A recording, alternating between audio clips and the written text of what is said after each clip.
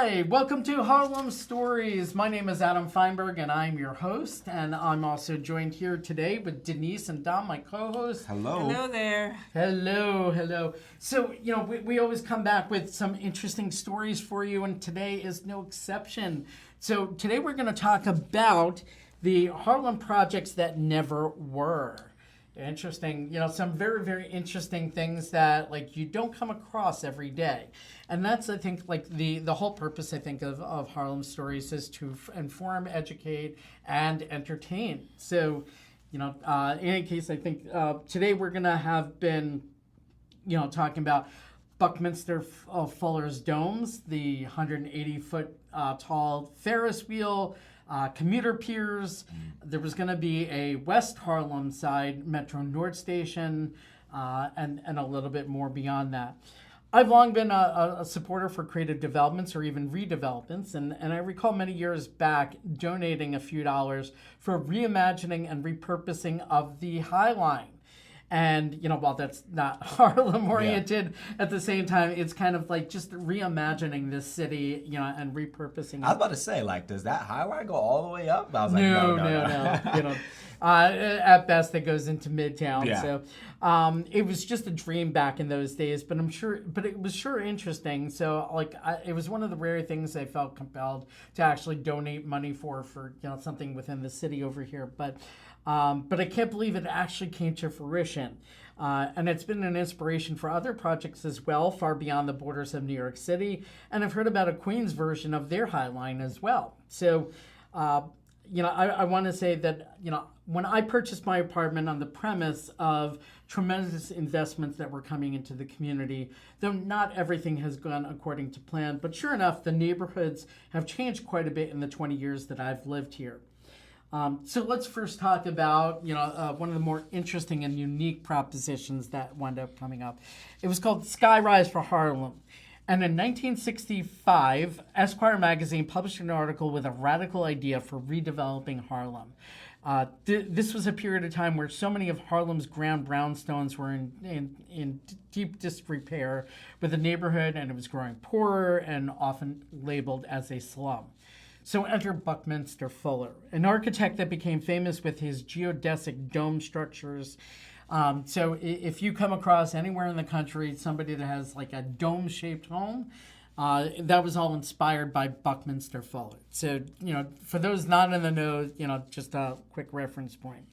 But there was a woman, June Jordan. She was a Black poet, author, essayist, urban thinker, and Harlem resident, and published this article, Instant Slum Clearance, with a radical development idea. Most assumed the idea was Buckminster Fuller's idea, a white man. Instead, the idea of clearing the slum was June Jordan's idea. It was especially surprising in the era of Robert Moses, with the car taking over the city and priority given to highways. While Robert Moses had no involvement in this plan, it was clearly inspired by other projects he was working on. So, riots broke out in Harlem the year prior to this article being written, the catalyst being a police officer shooting and killing an unarmed Harlem black teenager. But the pressures had been ready to boil over for years due to the extreme poverty. Jordan raced to the scene of the riots, administering first aid and trying to stay alive herself in the middle of the chaos. Outrageous as the design was, I have to admit that it would have been quite memorable. Ready for it? No, I don't know that I was necessarily even ready myself, but I don't think you could be either. But here it is. A radical landscape, vast cleared ranges of spaces with 15 peaks rising into the sky. These 15 widely separated conical structures are each 100 stories high, and they resemble gargantuan nuclear power plants. Highways ran below them and through them with traffic, zipping traffic across the island at breakneck speeds. So it was the agony of the moment during the 1964 riot that spurred Jordan, as she later recalled, into a collaborative architectural redesign of Harlem. As my initial deliberated move away from the hateful, the divisive, Jordan's interest in architecture led her to the work of R. Buckminster Fuller, who is famous for championing the geodesic dome, but also even more futuristic Dymaxon House, which I'll get into that a little bit more. But Jordan wrote to propose a collaboration, and she made certain to emphasize that their plan must embrace radical reconstruction rather than mere improvement into the middle-class physical structure posed by the city. The idea was that Fuller's fireproof cylindrical towers would be flown in by a helicopter and assembled over the top of the pre-existing landscape. Once these 15 abstract, stylized Christmas trees were completed with room for 500,000 people, the older Harlem below them would be raised and replaced by green space. The towers themselves, great wheels of life, would be encircled by a parking system of ramps that never cross. Each apartment would be 1,200 square feet, not including the balcony or the private parking space outside each unit's door. Imagine that, right? That's crazy. This is crazy. Yes. Although It's maybe amazing. She was not. thinking into the future. Yes. I mean, maybe not. If you think about it, isn't there that that development in Chelsea that has like an elevator for your car that takes it up to your apartment? I'm sure there's a few. Yeah. So I mean, I don't. Maybe it's not that crazy, but at least over the time, I mean, that really was insane. But the towers would also include shops, supermarkets, game rooms, and workshops on every deck. In place of sidewalks, the towers would be connected by wide walkways entirely separate from the cloverleaf ribbonry that will divide the high-speed through traffic from local traffic. Meanwhile, that high-speed vehicular traffic would be separately routed over an arterial system similar to that of the Pulaski Skyway in New Jersey. Now it becomes possible to travel through the Triborough nonstop over Manhattan Island into a newly created river span at 125th Street into New Jersey. So imagine, how transformed all of this would have been. But Fuller and Jordan's skyrise never made it onto the pages of Esquire. They never made it off the pages of Esquire, so that was, Yeah. wow, what a plan. How beautiful that would have been. What an imagination. What an imagination. And even Buckminster Fuller's other idea, this other kind of home that he designed, it was basically like this circular home, and that like literally it was like almost like modular living, and everything all encompassed into this one circle of a home, and it was just like all interchangeable parts. So your kitchen, is old. You lift out the old kitchen, literally no demolition. You just literally lift the thing out and just like plop in a new kitchen. So it was really, really crazy the way that they kind of envisioned that. So that was, one of the, I'm kind of happy though that never got off the pages though, because I think that would have ruined Harlem. Yeah. I think it would have been, that would have been crazy. But most people assumed that it was Buckminster Fuller's idea to do this, and that was the part that I wanted to make clear that no, this was a Harlem resident, that actually thought about this. She had seen enough and was like, I want to rip this thing. I want to start over, burn it all down, and start from scratch, right? Yeah. So I think that was kind of an interesting and really amazing story, that needed to be retold. But imagine Harlem in like 15 of these like Christmas tree like structures, they're 100 stories each. I mean, that's nuts. Anyway, then again, the whole idea of all our skyscrapers, and we're sinking too. Like the entire island is sinking. So, not that it's sinking quickly, but it is happening because of all the weight of all of our buildings. So. Let's go on, move on to the next one over here. Additions to the Harlem Piers Park. It wasn't too many years back when the Harlem Fairway was in its prime. And interestingly enough, my dad worked in this building in the 1970s while he was attending Baruch for his accounting degree, and was chased by the gangs.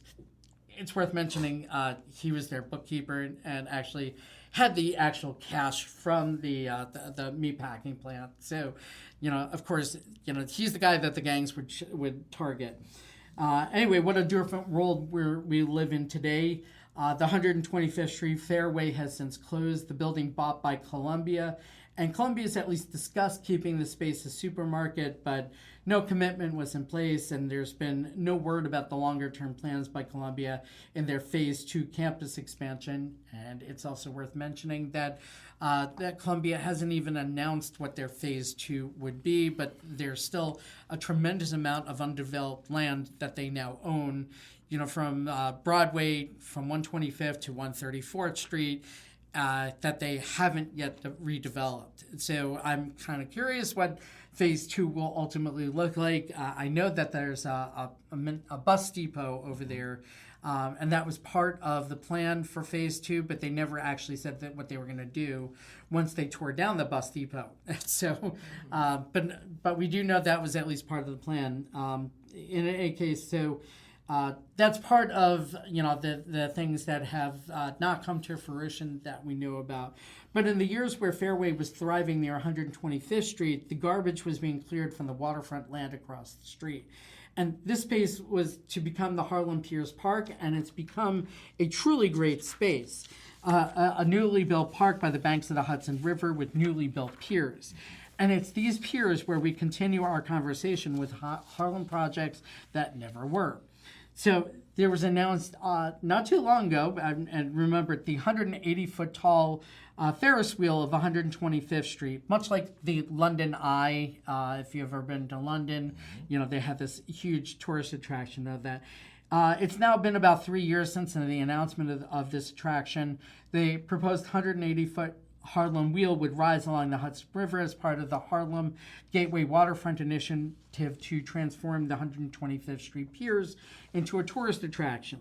And the multi-phase plan kicks off with the launch of a 90-person high-speed tour boat attraction, the press release read, and a subsequent phase will be the construction of the Harlem Wheel. So the city will run several attractions at the 125th Street West Harlem Piers, including Harlem Rocket Speedboat Tours, which actually does happen, and a Harlem Maritime Center and Museum. That I haven't seen, but the wheel would open in summer 2024 and could draw millions of riders who'd pay $15 to $20 a ride. Now, we're now 2026, so apparently that summer 2024 deadline is long blown and long gone, and I haven't seen any indication of any construction. But the concept behind it, a Ferris wheel, creating an iconic structure such as the Ferris wheel, would be able to be a visual draw from New Jersey, from across the GW Bridge, from the West Side Highway, and you'd be able to attract them to the waterfront. 3 years after the announcement of the plan, the website actually remains active, but there's been no further discussion of the wheel development. So the in a related kind of topic, we're going to kind of stick on that West Harlem Piers park, and now the other aspect of it is a commuter ferry. So it's not a distant dream, actually. The critical infrastructure is now already in place. So the West Harlem Piers, located at 125th Street, opened in 2009 and was built with docks ready to support a ferry landing. A route from the existing Edgewater Ferry Terminal in New Jersey to these piers would take less than 10 minutes. Compare that to the daily crawl across the GW Bridge, a journey that can easily exceed 30 minutes in bumper-to-bumper traffic. So as far as I'm concerned, that choice is clear. There was also opportunities to create new ferry stops at existing piers along the west side, like the 79th Street Boat Basin and Dyckman Marina. These new stops would open up the possibility of a west side route along the full length of Manhattan, connecting uptown residents to the far west side of Midtown and Lower Manhattan, where ferries already run from New Jersey and other boroughs. So providing access to jobs and making New York City Ferry a viable transit option for even more New Yorkers and visitors. So I think this now is the time to continue to explore this. And interestingly enough, we're going to go to topic number 3, all connected to like the same little section of West Harlem over here. There was going to be a proposed 125th Street Metro North stop in West Harlem. So I have a memory that was proposed at the West 125th Street station stop for Metro North, and when I Googled it, it seems to have disappeared from the internet for the most part. Interesting. I'm like, I had to go really deep down, but thank you for Community Board 9 for uploading a PDF, which actually contained a reference to this proposed 125th Street station on the far west side of the island. The proposal was connected to improvements the MTA was going to make in connection with getting the Harlem Line trains to connect to Penn Station. As a result of these stations, 4 stations are ultimately being added to the Bronx. But any reference to adding a new Metro North station in Harlem, it's been scrubbed from the internet. The 4 new stations in the Bronx are happening, but are predictably delayed.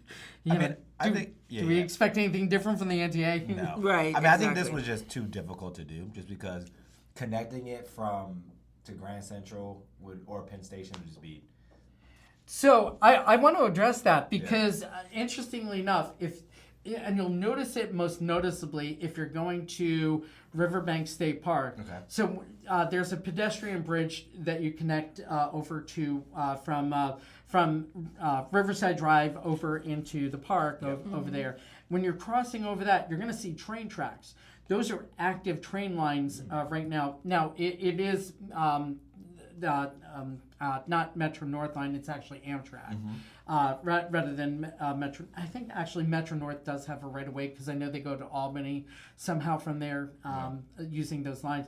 So not only is there existing train tracks, down in that vicinity, but right now, and there's a proposed development out there, this crazy residential development that will have an overhang, above the highway and the viaduct over there. But there was, going way back, and it was actually at one point in the more recent past, a nightclub and restaurant over there. But there was a train station that existed from the 1920s and 30s that already existed there. The structure is still there. Okay. I want to say when I first moved here, maybe I want to say as far back as recent as maybe 10 years ago, there was a restaurant that was located in the place that the old train station existed. Oh, wow. So I don't know necessarily how difficult it might have been. Now, you might be right that maybe it was just a hurdle too far, and but at the same time, there is at least some reason to believe that there's infrastructure already in place that can at least partially be attributed to all this. So I don't know that it was necessarily all that far removed of an idea. But yeah, it's been scrubbed. You can't really find it. I only found it on the Community Board 9 website, the reference to this now. But I was wondering what happened to it, and I was just amazed. It's been scrubbed. Wiped it. Yeah. And I'm just and then I was so happy when I found it. I'm not imagining things. Mm-hmm. It's not my imagination. So no, it was actually real. That's something I think could be really, really amazing opportunity if they ever revisit it. Anyway, so let's get on to our next topic over here. Harlem investment that was rerouted. And, this is something I don't normally like to talk about, but at the same time, it's where, poorer communities kind of get rerouted and, richer communities, benefit. But in this case, that's exactly what happened with the redevelopment of Hudson Yards. So, unfortunately, the money that was originally going to Harlem got rerouted to Hudson Yards. The Empire State Development Corporation classified Harlem as well as Hudson Yards as being an economically troubled area.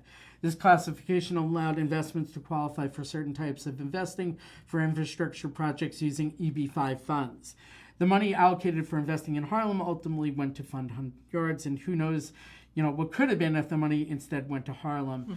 Now, Hudson Yards, I don't know, whether that was necessarily the right classification for calling it economically troubled area. I mean, it was industrial, and it was never, being developed, without this investment money. But at the same time, it wasn't really a neighborhood as much as it was really an industrial area.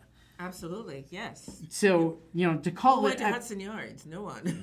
No one. Yeah. It was just industrial. I mean, literally, you had to build plates, for buildings to exist on, because the train yard below it, was below it, right. literally. So it wasn't like it was... I don't know. I think calling it economically troubled, it was a misclassification. But, that's certainly one person's point of view. But there have been lots of projects that never moved forward over the years, but I wanted to highlight a few that I felt were more interesting, more than just like a single building and not being developed, or in this case, having not been developed. So. Again, I want to thank everyone for listening to another episode of Harlem Stories. Thank you for your listenership, and if you've liked and enjoyed the episode, click the like button and share this with your friends and family. Thank you so much for listening, and coming from all three of us. Thank Yes, you. thank you. Thank you very Again, much. yes. Click that like button and share. Yes. Yes. Thank you. All right.